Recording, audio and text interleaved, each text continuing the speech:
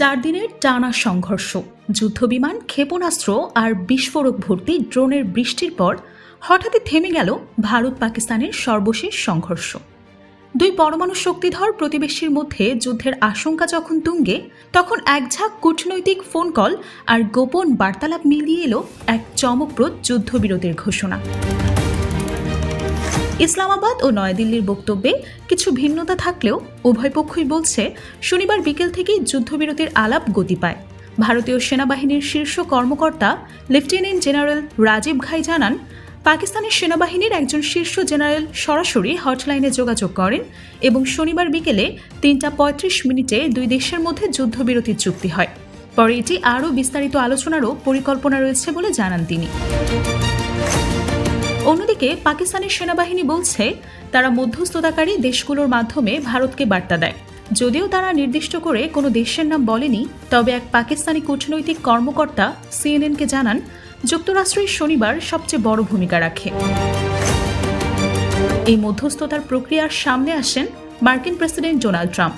Truth সোশ্যালে দেওয়া বার্তায় তিনি ঘোষণা করেন, যুক্তরাষ্ট্রের মধ্যস্থতায় দীর্ঘ আলোচনার পর ভারত ও পাকিস্তান একটি পূর্ণাঙ্গ ও তাৎক্ষণিক যুদ্ধবিরতিতে সম্মত হয়েছে।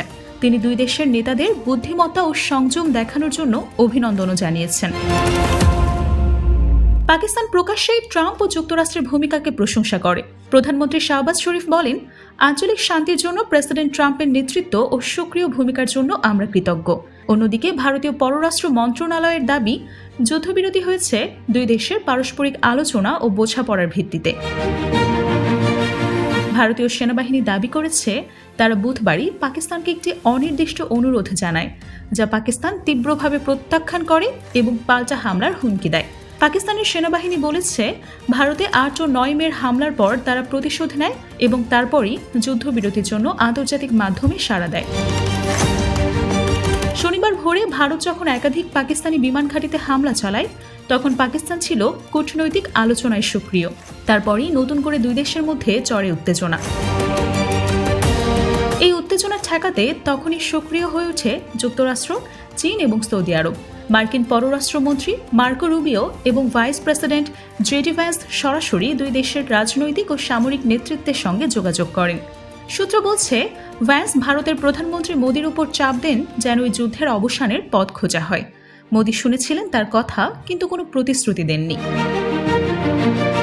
চীনের পররাষ্ট্রমন্ত্রী ওয়াং ইও পৃথকভাবে দুই দেশের শীর্ষ নেতৃত্বের সঙ্গে কথা বলেন এবং বেইজিংয়ের পক্ষ থেকে যুদ্ধবিরতির পক্ষে সমর্থন দেন। শেষ পর্যন্ত ট্রাম্প যখন ট্রুথ সোশ্যালে যুদ্ধবিরতির ঘোষণা দেন, তখন রাতভর চলা আলোচনার ফলাফলেই দুই দেশ সংঘর্ষ থামাতে সম্মত হয়। বিশ্লেষকরা বলছেন, ভারত বরাবরই আন্তর্জাতিক মধ্যস্থতার বিষয়ে অনাগ্রহী। নিজেদের আঞ্চলিক পরাশক্তি হিসেবে তুলে ধরতে চায় তারা।